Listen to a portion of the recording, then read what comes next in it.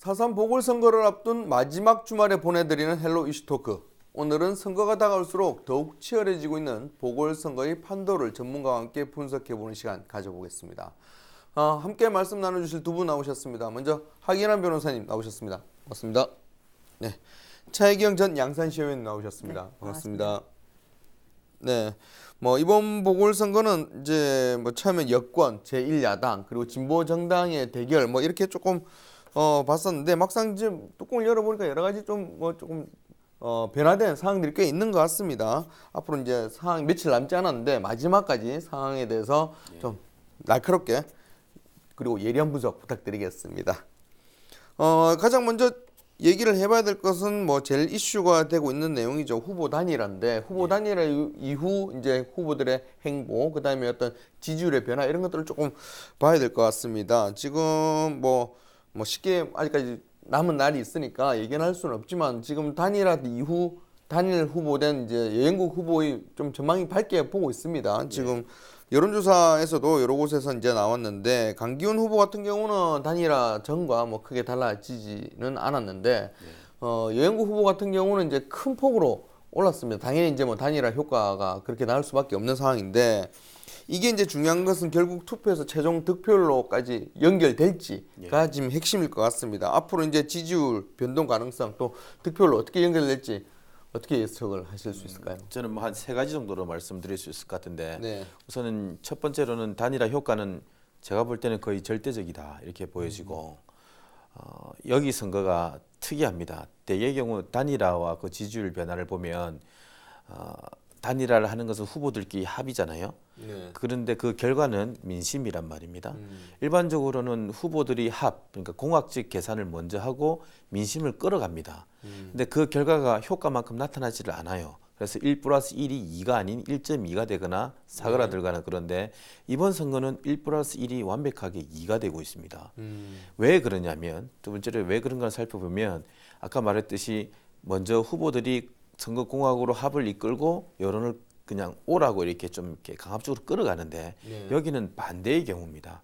여론과 민심이 합해라, 합하면 확실하게 준다라는 바닥에 민심이 먼저 있었기 때문에 그 후보들이 거기에 복무를 한 거거든요. 그래서 복무를 한 만큼 그 결과를 그대로 주는 거예요.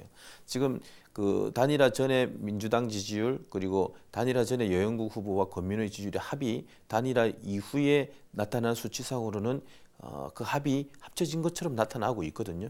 저는 그게 이거를 반영한다고 보고 있고 또 이제 대개의 경우 단일화를 하게 되면 단일화를 접어준 쪽에서는 투표를 안 가거나 소극적일 수밖에 없지 않습니까? 그런데 이제 민주당 5개 지역위원회에서는 권민호 위원장을 포함해서 5개 위원장이 여영국 후보를 지지한다는 기자회견도 하고 그랬죠. 민주당 시도 의원들도 그 뜻을 같이 동참했거든요. 그래서 민주당 지지 성향이 단일화 이후에 자당 후보 없음으로 해서 투표장에 안 갈 가능성도 낮다. 실제로 이제 발표된 여론조사 결과를 보면 지금 이제 최근에 발표된 게 중앙일보하고 쿠키뉴스잖아요. 그 중앙일보 여론조사를 보면 반드시 투표하러 가겠다가 80몇 프로고 정말 투표하러 가겠다라고 한 게 10%에서 90% 이상이 되고 있습니다. 쿠키뉴스도 마찬가지로 투표하러 가겠다는 응답이 한 80% 가까이 되고 있어요. 그래서 저는 볼 때 단일화 효과가 여기서 확실히 나타나고 있다 이렇게 보고 있습니다. 네. 지금 이렇게 이제 단일화 효과가 나타난다. 이제 지지율 변화가 이렇게 크게 나타난 부분은 아무래도 이제 아까 말씀하셨던 것처럼 민주당, 특히 민주당의 지지자들 그리고 또 이제 여기에 정의당 지지자들이 이제 결집이 확실히 이루어졌다. 이렇게 이제 보는 게 합리적일 것 같은데 혹시 다른 분석도 있을 수 있을까요? 다른 분석은 없고요. 이제 제가 볼 때 금방 말씀하신 하 변호사님께서 말씀하신 것처럼 유권자들도 학습 효과가 있는 것 같습니다. 사실은 특히 이제 창원 성산구 같은 경우에는 이때까지 사실은 그 진보 세력이 합쳐서 승리한다는 것을 봤기 때문에 실제로 이제 그 후보 단일화가 곧 승리다. 라고 인지하고 있는 것 같습니다. 그래서 무당층까지도 다 흡수를 해서 이런 이제 사실은 지지율이 나온 것 같고요. 그래서 어쨌든 지금 현재는 인사청문회가 사실 좀 이슈화되고 있지 않겠습니까?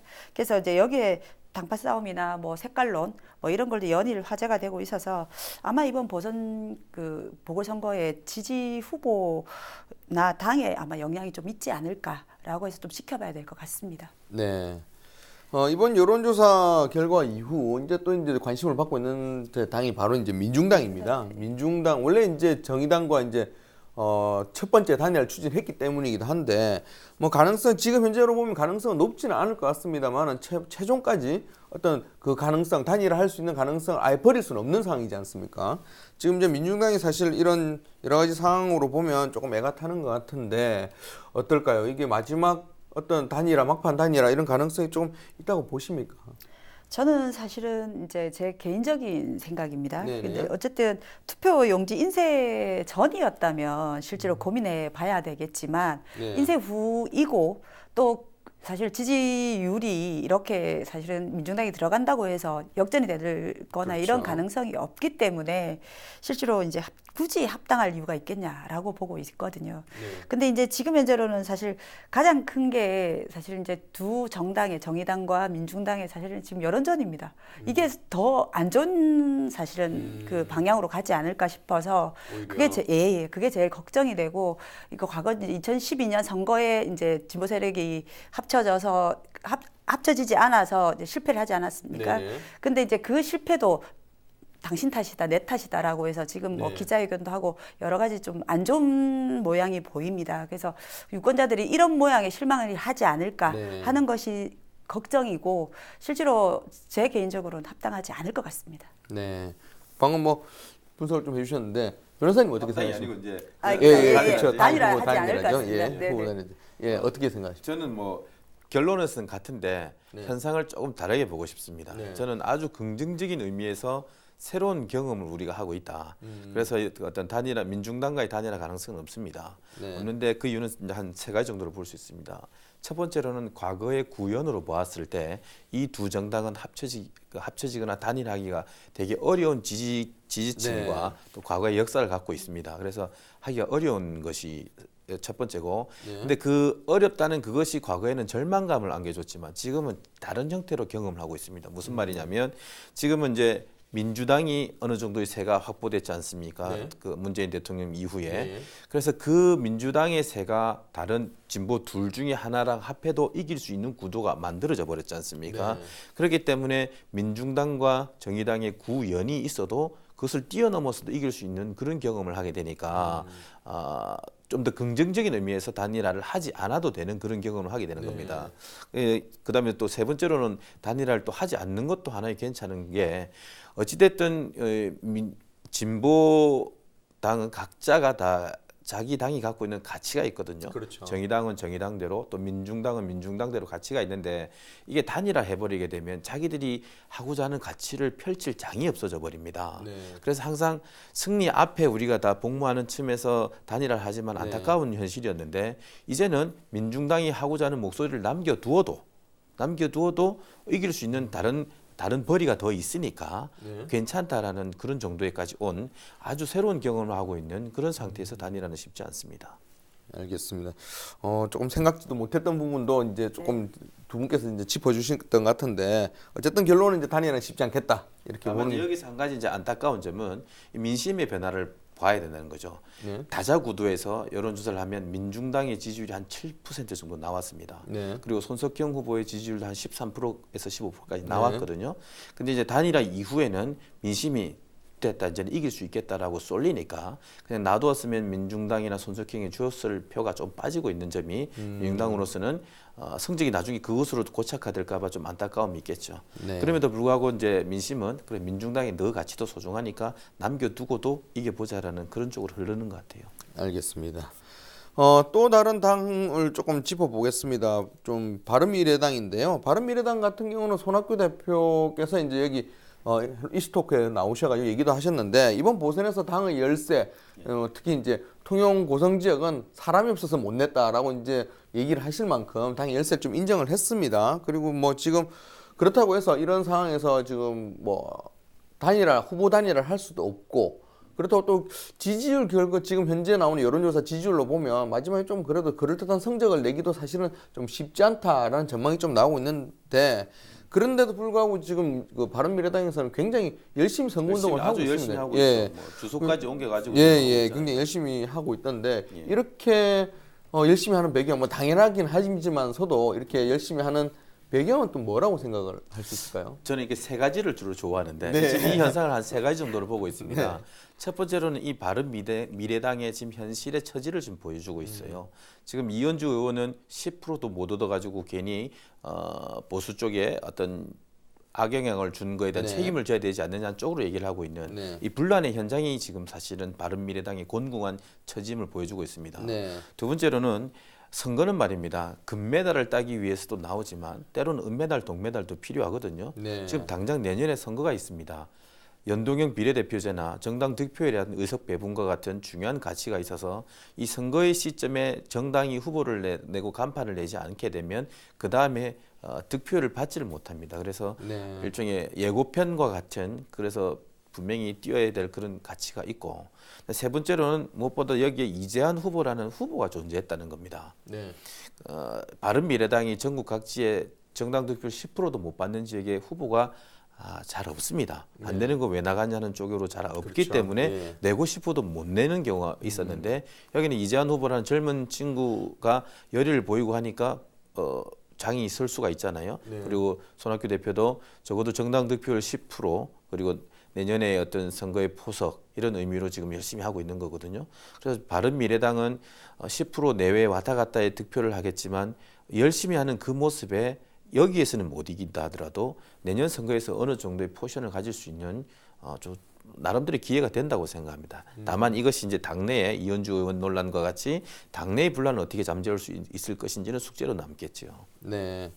뭐 결국은 좀 미래를 본 씨앗. 예. 씨앗으로 본다고 이제 거기에 대한 투자다 이렇게 좀 해석을 할 수 있을 것 같습니다. 바른미래당 스스로도 여기서 이긴다고 생각하지는 않잖아요. 그럼 네. 뭐 때문에 하는 거냐면 결국 내년 선거를 아니면 지금 현재의 정당의 존재감을 위해서 하는 거라고 봐야죠. 알겠습니다. 이번에 이제 한국당 이야기를 조금 더 해보겠습니다. 뭐 한국당 입장에서는 지금 여론조사 결과로도 좀 나오기도 하고 결국 이번 단일화가 좋을 수는 없지 않겠습니까? 여론조사 결과를 봐도 지금 조금 부정적인 상황이 되고 있으니까 그래서 이제 이번 후보 단일화에 대해서 야합이다, 뭐 회귀한 연합이다, 뭐 이런 식으로 이제 계속 비판을 하고 있습니다. 근데 이제 여기 대해서 이정미 정의당 대표는 이 상황에서 민주당을 이기기 위해서 정의당이 한국당과 손을 잡는 게 야합이지 이건 야합이 아니다 이렇게 이제 받아치고 있습니다. 그래서 이제 굉장히 이제 한국당 비판에 대해서 유감을 표시를 하셨는데 한국당에서는 그래도 어쨌든 이 상황에서는 계속 비판하는 그런 선거 전략을 계속 가지고 있는 것 같습니다. 현 시점에서 한국당의 선거 전략 뭐 다른 방법이 있는지는 모르겠습니다만은 계속 가져가야 될지 아니면 계속 유지를 할지 뭐 궁금한데요. 어떻게 예측할 수 지금 있을까요? 현재 이제 결론적으로 먼저 말씀드리면요. 네. 선거 전략 변화의 필요성이 사실 급선무입니다. 네. 그런데 사실 내부적으로 바뀔 만한 이슈도 부족하고 네. 거기다가 또 이제 선거 전략도 별다른 게 없다는 게 내부에서 나온 이야기라고 합니다. 네. 그래서 어쨌든 황교안 대표 입장에서는 이번에 이제 실전에 이제 돌입을 한 거거든요. 그러니까 네. 사실은 그 데뷔전인데 그 어쨌든 유리한 지역인 경남 그 저기 통영 고성에는 자기 가장 채찍근인 정전식 후보를 공천하지 네. 않았겠습니까? 근데 이제 좀 여유로울 것 같았지만 어쨌든 지금 창원 성산에서 단일화를 이루면서 그러니까 진보 세력의 단일화를 네. 이루면서 그러니까 이승의 기회를 놓쳤다라고 사실 비판의 지금 중심에 와 있거든요. 네. 그래서 이제 여기서 이제 그 박빙 열세가 뒤집혔다고 판단이 되고 선거도 쉽지 않다라고 또 이야기가 또 진행이 되면서 네. 어쨌든 그 단일화에 대한 어쨌든 단일화가 되면 진다라는 것도 예상을 하고 있었다. 그랬다면 처음부터 그 황 대표가 그 자리에 나오라고 했을 때 나왔으면 또 성적이 달라지지 않았냐라는 또 내부적으로도 이야기가 있는 것 같습니다. 그래서 네. 어쨌든 황교안 대표 입장에서 이번 선거가 상당한 부담도 있고 그것도 네. 주소도 옮기고 와이프까지 같이 내려와서 열심히는 하고 있으나 어쨌든 뭐 별다른 성과는 보이지 않고 후보는 후보대로 게릴라전을 한다고 해서 실제 많은 사람 만나겠다고 해서 지금 곳곳을 다니고는 있지만 또 지연 유세는 또 한 군락을 이뤄가지고 지역 그러니까 도를 점유하고 하면서 이게 무슨 효과가 있노? 지금 후보는 후보대로 게릴라전을 하고 또 당은 당대로 실제로 여러 사람들이 포진을 해서 사실 세력전을 보이는 것처럼 보이고 해서 유권자들이 받아들이는 입장에서는 상당히 이게 좀 혼란스럽다. 그리고 여기서 뭐 선거 전략을 좀 바꿔야 되지 않냐 지지층에서는 이런 이야기도 있습니다. 네. 그래서 이제 이런 여러 가지 한국당의 어려운 상황 때문에 이제 민주당과 어떤 이제 정의당의 후보 단일화 결정해서 한국당 내부에서도 보수 후보 단일화가 필요하지 않냐라는 이야기도 좀 나오는 것 같습니다. 그래서 이제 아까 뭐 하기남 변호사님 말씀을 좀 들어보면 사실 뭐 바른미래당에서는 어떤 여러 가지 명분 그렇죠. 그런 것 때문에 쉽지는 않을 것 같습니다만은 바른미래당과 한국당 후보의 어떤 단일화 가능성이 있을까요? 우선 이제 그 보수 쪽에서 이제 한국당 쪽에서 단일화를 뭐 이쪽을 비판하고 너희도 해야 된다 해서 이쪽을 또 안쪽을 보기도 하는데 그래서 기본적인 단일화는 여야가 사실 단일화는 건 좀 모양이 웃기긴 하죠. 그럼에도 불구하고 단일화의 기본적 전제는 뭐냐면 기득권과 그 안기득권에서 서로 싸우는 데 있어서 뭉치는 그 구조거든요. 비록 그 더불어민주당이 여당이고 전국적으로 일당이긴 하지만 우리 사회가 갖고 있는 정치, 경제, 역사, 경제 각 분야에 있어서의 주류는 아니거든요. 지역적으로도 이 동네에서의 결국 주류는 한국당이란 말입니다. 그래서 여야를 뛰어넘어서 기득권이 붙는 단일화의 그 단일화의 어떤 행위가 한국당의 비판과는 달리 이 바닥 민심으로서는 그래도 이렇게 힘을 얻고 있는 거거든요. 그런 측면에서 놓고 본다면 바른미래당과 한국당의 그 단일화는 승리를 염원하는 그 민심의 열망과는 좀 달라요. 무슨 말이냐면 민주당하고 정의당의 지지율 합계는 50%가 넘습니다. 두 후보의 지지율 합은 선거를 이기고 남을 정도로 높습니다. 그런데 바른미래당과 한국당의 지지율 합계는 40%가 안 됩니다. 성산에서는. 두 후보의 지지율 합계는 선거의 당락과 아무 관계가 없는 정도입니다. 그럼에도 불구하고 각 당의 어떤 목소리의 그 특징을 죽여서라도 서로 이렇게 단일화하고자 하는 이기기 위해서 하는 건데 시너지가 없지 않습니까? 그런 측면에서 놓고 본다면 선거가 이제 남은 이 기간 동안 득표율 차이가 어느 정도로 변동이 있을지는 모르겠지만 이기기 위해서 우리의 차이를 접어준다는 그 단일화 기본 구조에서는 맞지가 않아서 저는 단일화가 쉽지 않다고 봅니다. 네, 알겠습니다.